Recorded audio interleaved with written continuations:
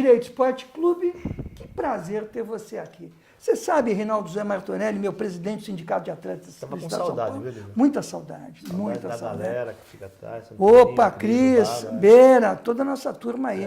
Mas você saudade. sabe que a gente, muitos dos nossos programas, a gente desenvolve uma pauta. Mas a reboque disso, a gente faz o programa e depois a gente titula. Isso aqui é quase que o programa ao vivo e manda para o Santoro. Aí ou o Cris ou o Beira fala, mas o que vocês vão fazer? Porque a gente faz o programa antes e o tema entra depois. Para atender você, o telespectador aí.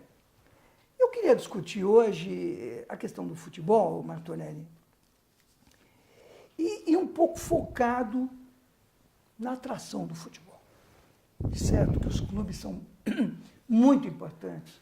Os clubes são deveras importantes, porque o futebol é um esporte coletivo. Mas esse é um sindicato de atletas. E a gente quer falar do grande ator do futebol. E eu fiz aqui uma pesquisa sobre a questão, por que esse futebol, né? Como é que você vê o futebol aí na questão da sociedade, Martorelli? Por exemplo, o que te fez jogar? Você desde criança gostava, você sempre teve uma boa estatura, não pensou em vôlei, nos outros esportes, conversou com teu pai, que time teu pai torcia? Olívia, é interessante a tua pergunta mesmo, porque eu sempre fui um esportista. Eu jogava vôlei, handebol, basquete, fubeca, peão, né? Quem joga tudo. Lá em São Caetano? São Caetano, na minha terra. Mas aquela coisa, o futebol também estava no sangue da família. Meu pai foi atleta profissional, na época dele, do jeito dele. Jogou? Jogou no Noroeste, na Ponte Preta. E no São Caetano, no Esporte Clube São Caetano, que é o primeiro clube profissional de São Caetano. Depois veio o Saad, depois veio a de São Caetano. Era lateral. Meu tio também, meu tio jogou no Náutico, jogou na Portuguesa. Meu tio jogou na Seleção Paulista, que participou da inauguração do Pacaembu, em 51. 51, não, antes, né? 48, 49. Pacaembu 46. Inauguração do Pacaembu. Corinthians e Atlético. Ele jogava na Portuguesa. O meu irmão só não foi profissional, ele desenvolveu toda a sua formação na Portuguesa, só não foi profissional, porque naquela época ele também trabalhava paralelamente. Grande, né? E o que ele ganhava era mais do que ofereciam para ele no futebol. Ele teve propostas do Belenenses, quando o Belenenses era o primeiro time de Portugal. Enfim, então, eu não sei se foi isso que me atraiu para o futebol, né? Mas eu comecei uma vida muito cedo no futebol, com 11 anos.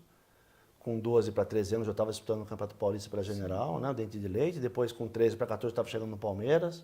Fiquei toda a minha vida no Palmeiras. A DC da GM sempre foi uma força. Na época era General Motors Esporte Clube. Depois passou a DC. A Associação Desportiva Classista General Motors. Então, mas isso e aquela coisa, né? A gente começa e sempre eu sempre achava que eu não poderia alcançar aquilo que eu alcancei. É interessante. Pô, saí da General, vou para o Palmeiras, recebi um convite para ir para o Palmeiras. Certo. No mesmo dia eu recebi convite do Corinthians e do Palmeiras. E fui para o Palmeiras porque o Palmeiras tinha... O Santoro está fazendo assim. Ele dava ajuda de custo e material para treinar. O Corinthians não dava nada. Embora o Corinthians fosse mais fácil para mim. Eu estava mais perto de casa, né? De São Caetano. Até o Parque São Jorge era mais perto. Eu ia lá para Pinheiros, onde hoje é o Shopping Eldorado para treinar. Tem que pegar 2 ônibus, enfim. E eu chegava no Palmeiras e falava, bom, Palmeiras eu vou, se eu for reserva tá bom, mas aí não, eu sempre joguei, né? Sempre joguei, sempre E o Palmeiras com uma escola de goleiros, né? Leão, Raul Marcel. Eu com 16 anos era comparado ao Oberdan Catani. Olha aí. É que a moçada hoje não vai entender a minha história, né? Porque nesse tempo todo eu pedi dispensa de 2 brasileiras. Acho que nem você sabe disso, né? É verdade. Em 84, a Juventus de Turim queria me levar embora, né? Mas eu tinha uma outra coisa, eu já era sindicalista e não sabia, né? Então, a minha postura de defesa dos meus companheiros atrapalhava muito. Mas, enfim, eu tenho hoje o maior orgulho de estar aqui, né? De ter sido sindicalista quando jogava já e estar aqui e ter defendido os meus companheiros, como eu defendo os meninos agora. Mas o futebol ele entra na minha vida e entrou e não saiu mais. Eu não consigo me ver fora do futebol. Por isso que o nosso trabalho, inclusive estava batendo um papo com o Santorinho aqui antes do programa, e aquela análise que eu fiz inclusive no debate lá. Lógico. Uma análise mais ampla. Eu me preocupo nessa visão macro, para saber onde a gente pode chegar. E é uma preocupação legítima mesmo, independentemente do que pensam alguns clubes, de forma equivocada, o nosso trabalho é para o fortalecimento do futebol. E aí o atleta se beneficia disso. E o clube se beneficia disso. Então não há uma outra maneira de fazer. Eu não acredito nisso. Uma curiosidade nessa questão é o seguinte, a gente vê o futebol, como tinha antigamente a agricultura de subsistência, que as famílias tinham muitos filhos para ajudar na lavoura, o futebol é tábua de salvação. Como é que foi para você? Você, de uma classe média, de uma cidade extremamente desenvolvida, como São Caetano, com IDHs aí, e principalmente com elementos aferidores de educação muito positivos. Na época havia uma equiparação, né? Estudei em escola pública, que era ótimo ensino. Né? Na minha época, o Caetano de Campos já era das melhores escolas do país. Ou seja, como é que é essa questão de alguém que efetivamente vem de uma, não digo zona de conforto, mas uma situação familiar consolidada e vai para o futebol, com viagens, com a solidão. O menino sai da família, de um eixo, você vem de uma família de origem italiana, que é uma família de muita aproximação, de muita e tal, e é diferente, não quero dizer que a família mais humilde efetivamente não age assim, age e a gente tem histórias assim extremamente dramáticas, mas e a família nisso? Ou seja, tem que estudar, tem que ir para a escola. Então, como é que fica a escola, a educação formal, educação familiar e o futebol que, numa primeira medida, te tira disso? Ele quer que você se dedique full time para uma atividade que é antagônica na ocupação com o momento da família e também com a educação formal. Eu sou o 6º filho de 7. Né? Meu pai era motorista e minha mãe dona de casa. Então, era uma família humilde, sim. Só que era uma família, meu pai tinha alguns valores, né? Ele sempre passava para a gente, então vocês têm que ser trabalhador e honesto, né? E viver muito juntos. Então até hoje a gente vive muito juntos, felizmente. Mas o meu irmão mais velho, ele trouxe uma coisa, né? Que tinha jogado futebol. Assim, o único caminho para nós é a educação, né? Então, eu fazia um baita no esforço, quando já com 13 para 14 anos, para poder treinar, eu trabalhava. Eu trabalhava meio período. Aonde? Lá na GM mesmo? Na Primarca. Na Primarca, tá. Que é a concessionária de veículos que está até hoje. Uma grande concessionária do grande ABC. É aquela coisa, Diadema, né? Peraí. Não, São Caetano. São Caetano mesmo, enorme a saída Primarca. de São Caetano. Desculpa, é isso mesmo, enorme a Primarca. Mas olha como é que são as coisas, né? Eu cheguei um dia no Palmeiras e falei assim, pro meu treinador, que era o Silvio Vicente Arenari. Silvio Vicente, eu vou ter que parar de jogar, porque assim, em casa todo mundo trabalha para ajudar. Eu estou dando gasto. Lógico. Eu tinha 13 para 14 anos. Você viu que e fui maturidade, embora. hein? E fui embora. No outro dia toco o telefone da vizinha, bem que não tinha telefone em casa. Toco o telefone da vizinha, era o diretor, o seu Aldo de Mauro, me pedindo para conversar com ele. Tá. E o seu Aldo foi um grande pai que eu tive no Palmeiras. E o seu Aldo ia muito com a minha cara. Ele me chamava de italiano. O que foi, italiano? Eu vou ter que parar de jogar, porque, né? Ele falou, mas escuta, mas tua família não é tradicional, São Caetano? É de fundador, mas não tenho condição, tenho que parar. Ele falou, e se eu te arrumar um emprego de meio período, que ele fazia para muitos? Sim. E a Primarca era uma das propriedades da família dele. E aí eu comecei a trabalhar, eu tive essa vantagem.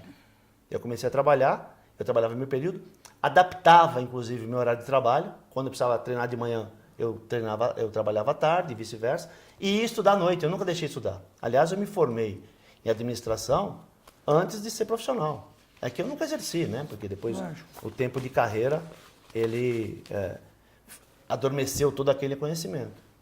E mesmo porque também o tempo dedicado àquela vida e ao treinamento absorve muito da energia do atleta. Então, a absorção do conteúdo escolar, depois universitário, ele não fica, que é uma das discussões que a gente tem hoje. Existe uma lei em São Paulo que obriga o clube a manter o atleta na escola, mas o regime profissional do menino desde os 15 anos faz com que ele não absorva o conteúdo. E tem clube que vai negociar nota para ele. Quer dizer, ao invés de manter um regime diferente para possibilitar que ele vá para a escola, para o ginásio, para o colégio, e absorva o conteúdo e consiga desenvolver, não. Ele tira todo o sangue do menino e depois vai negociar nota. Porque o menino também tem que passar, tem que apresentar o boletim. Então são coisas, são mudanças dentro de um quadro que a gente entende hoje, e é perfeito, né? A gente sabe disso, que há uma necessidade da educação, né? Tanto é que a gente desenvolveu aqui, nós temos convênios com escolas, com faculdades. A última fizemos um convênio há 2 semanas com o Instituto Universal Brasileiro, Bacana. que vai permitir que os atletas que Faço. não tenham o 2º grau possam Não fazer por presencial, EAD. lógico. Né?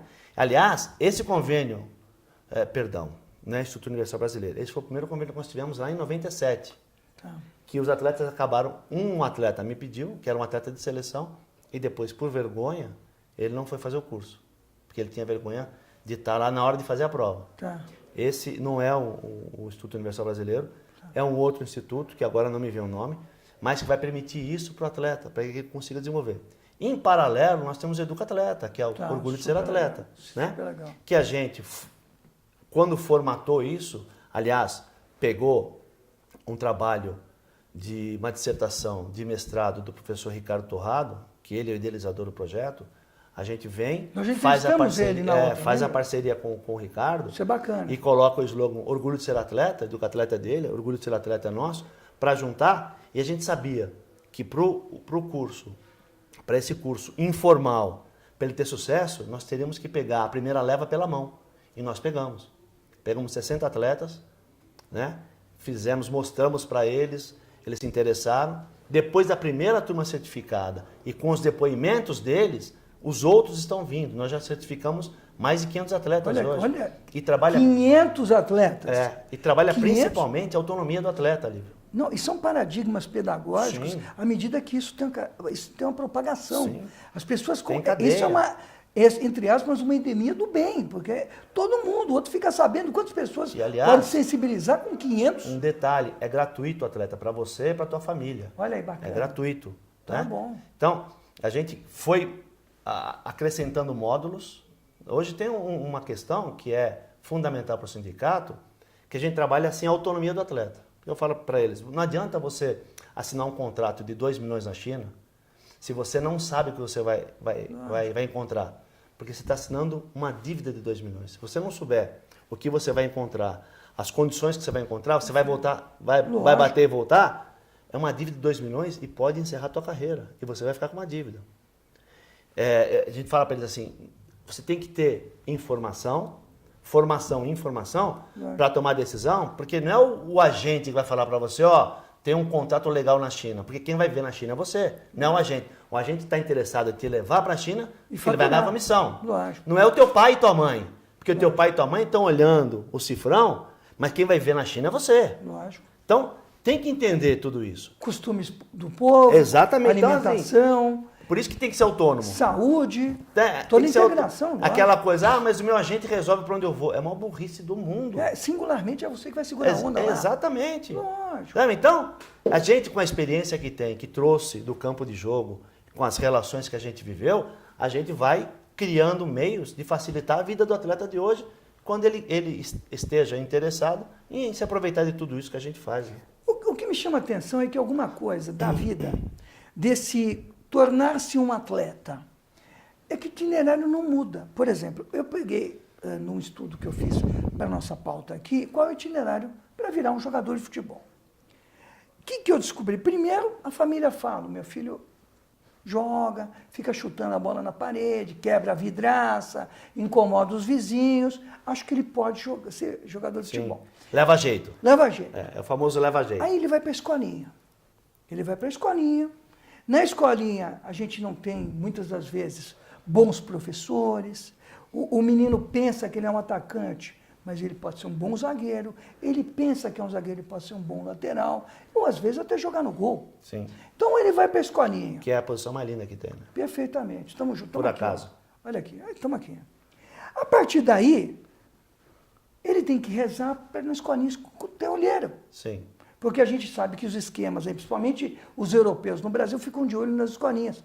Tem muita gente que vai para as escolinhas bater, um olhar. Inclusive, eu teve um amigo meu que falou que um dia ele foi visitar, isso são uns 20 e poucos anos, e ele ia num time, era um time, não sei se de Osasco, e o menino que estava treinando era o tal de Leandro Damião.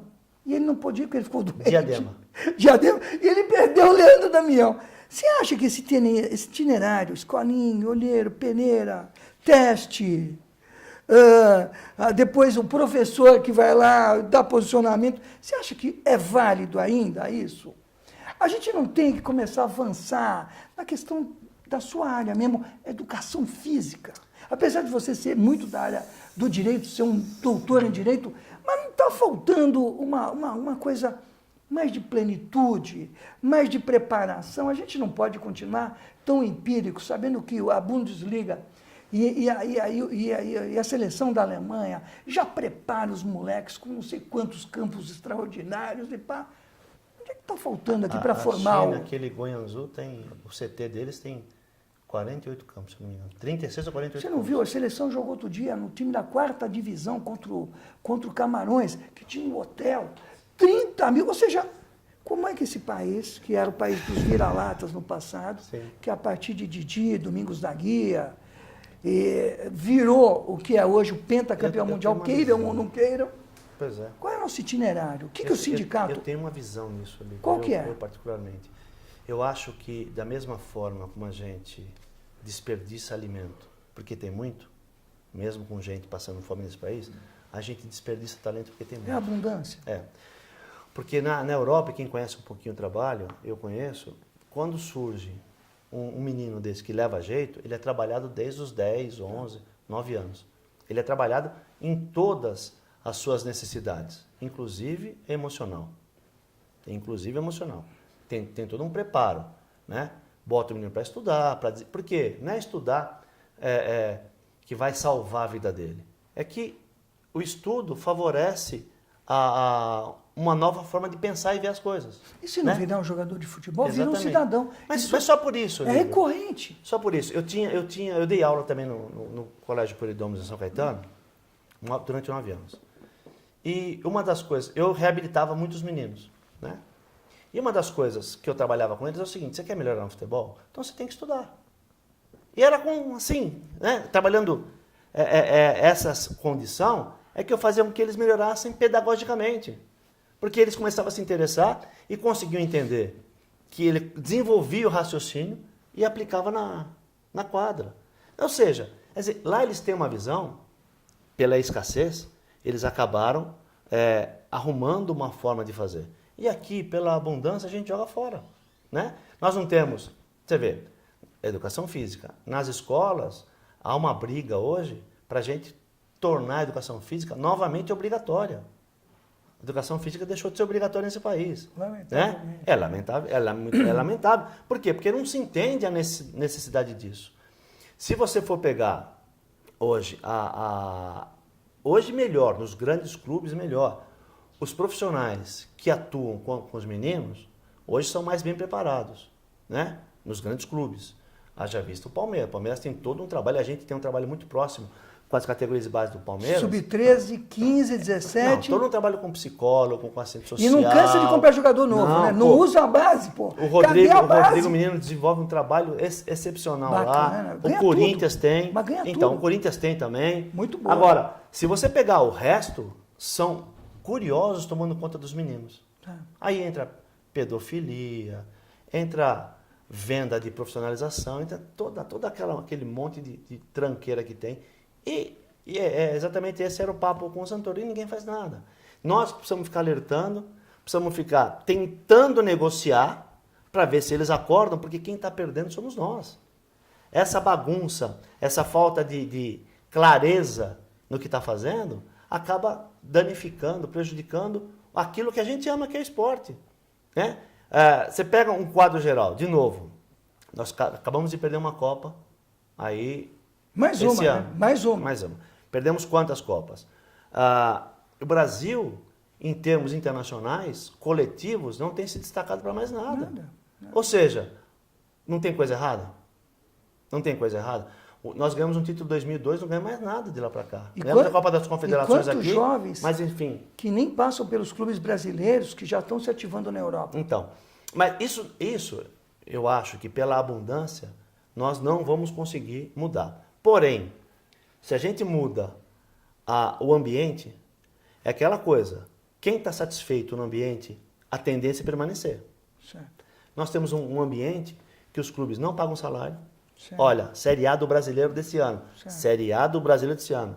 Vasco, Fluminense, Sport, Atlético Mineiro, 4 dos 20, salário atrasado. 4 dos 20. Botafogo, vira e mexe, dá problema. Eu falei Vasco? Não falei o Vasco. Falou. 5. Vasco, Fluminense, Sport, Atlético, o Botafogo, Tá. é assim, os caras vão para esses clubes e não sabem se vão receber. Aí perde 2 jogos, os caras são afastados, o treinador é afastado. Quer dizer, não há um ambiente que favoreça a permanência. Então, todo mundo quer ir embora. Mas um outro problema, por exemplo, a gente tem aqui a questão das peneiras. Não existe nada pior do que você jogar 500 moleques que, ao invés de se transformar num esporte coletivo, concorrem entre si. Sim. Sabedores até que um dos craques pode ter mais chance e vai correr um prejuízo na cancha. Não vou dar para aquele menino, que aquele menino deve ser escolhido. Ou seja, isso já é um método muito arcaico de seletividade. Ah, eu vou nas escolinhas, só a classe média pode pagar uma escolinha. Sim. Só a classe média pode ter. Ah, eu vou pegar nos colégios. Será que os colégios estão mantendo os campeonatos? Então. Será como na nossa época, que eu jogava no Dante, ou seja, a gente tinha campeonatos e mais Jogos campeonatos, universi- jogos escolares, universitários. escolares. Na universidade você não tem mais. Você tinha a 33, que era a PUC e a São Francisco, tinha em Tupã, aquele campeonato das escolas de direito, ou seja, não está na hora de ter um novo lugar nesse oceano cheio de peixes para a gente pescar esses jovens talentos? Ou seja, como é que a gente pode pegar você acha peneira, que- teste, Ó, nós temos teste aqui, clube, nós temos escola do Barcelona, tá? escola Milan. do Milan, Milan, escola da Juventus, você vê, do Boca, do Boca, e agora o PSG está chegando com tudo, fora as outras que tem aí. tá? Ou seja, o que a gente não faz, eles fazem. Isso contribui e prejudica. Então, prejudica, porque leva embora. Eles organizam um pouquinho. A gente não pode copiar? Pois é. Não pode fazer a escola do Santos? Pois é. A escola não sei o quê? Pois a é, mas escolinha... então, esse é o meu discurso. Por que a gente não faz? Essas escolinhas aí, Marcelinho, babá, não contribui, dá o nome de um atleta, Escola Martorelli, isso não cria um paradigma novo? Olha, tem lá o Martorelli. É tem um muito bom mais pre- fácil a escola do clube, Escola do clube. com a ligação com o clube. Lógico. O São Caetano estava fazendo um trabalho. A Ponte Preta, lá na região de Campinas, também lá em Indaiatuba, Tá. Vinhedo, tinha umas escolas. Eu não sei, eu não posso precisar a situação. Mas que é uma das formas de organizar. Agora, por que não organiza, eu também não sei. Assim, a gente fica do lado de cá e pensando em fazer as coisas. Por exemplo, uma outra coisa, está acabando nosso tempo. Tá. A gente entendeu que o atleta ele tem que começar a administrar a sua vida antes de acabar a carreira. Com um patrimônio, até que ele se entenda, ele gasta muito dinheiro, às vezes quebra. Então a gente está criando e está fazendo um projeto que chama Atletas Empreendedores. Tá. Para que ele comece a empreender quando na vida Chegar profissional. a hora. Não, antes, já no meio. Tá? Porque ele não vai ser que nem o Zé Exatamente, Roberto. que Não são- vai ser Highlander. Que são com franquias. Que Lógico. são... E aí o cara, quando ele acaba a carreira, ele já está acostumado com o meio. Entendeu? Então a gente vai se atentando para as necessidades e vai trabalhando. É o que a gente faz. A gente pensa o nosso meio e vai proporcionando para o atleta uma vida melhor. Os clubes também, por sua vez, têm essa responsabilidade. E teria que fazer. A Federação Paulista Tá. tem essa responsabilidade. Mas, muito pelo contrário, faz um trabalho para deteriorar ainda mais o futebol. Tem varinha mágica? Eu te dou a varinha mágica agora, você vai dizer não. como é que a gente vai salvar Tem que trabalhar, tem que essa trabalhar. coisa que tem até a lenda, né, do Brasil, e eu divido com a Argentina, jogador de futebol nasce que nem grama. É. Porque é uma coisa impressionante. o Mas que é isso vem. mesmo. Mas é isso que faz com que a gente não É. se organize. Enquanto lá você pega uma geração que aparece na Europa, é explorada até a última gota de sangue daquela geração, porque não tem outra. A gente monta 7 times no Brasil. Porque não tem outra, Monta. exatamente. Ou seja, A abundância acaba nos atrapalhando. Vamos torcer aí, né, Martorelli, que efetivamente se criem estruturas melhores de amparo desde a criança, efetivamente até adulto, o atleta para que efetivamente o Brasil consiga aproveitar esse manancial. Pois O é. Brasil é que nem água, Mas o Brasil precisa- tem água que Precisa sobra, melhorar água a mentalidade, doce, precisa mudar a potável. mentalidade. Vamos ter, Precisa mudar a mentalidade. Vamos rezar, né? Quem Não, sabe rezar um não, dia. nós estamos trabalhando. Mas Nós estamos trabalhando. Agora, tem surpresa nosso aí. trabalho tem outro viés aí. Ele começa Então- com outro viés agora. O próximo mandato começa com outro viés. Então a gente vai esperar aqui que o Brasil, que é o país que mais gera grandes jogadores de futebol, que abastece os principais times dos campeonatos europeus e agora da China e outros mercados aí que efetivamente florescem artificialmente ou não, eu torcer que a gente tenha aí, possa aproveitar todo esse ouro nessa garimpagem brasileira, nessa serra pelada que é o Brasil em matéria de futebol. Estamos terminando aqui o Direito Esporte Clube. Que saudade, Santoro. Um grande abraço a todos. Semana que vem a gente está junto.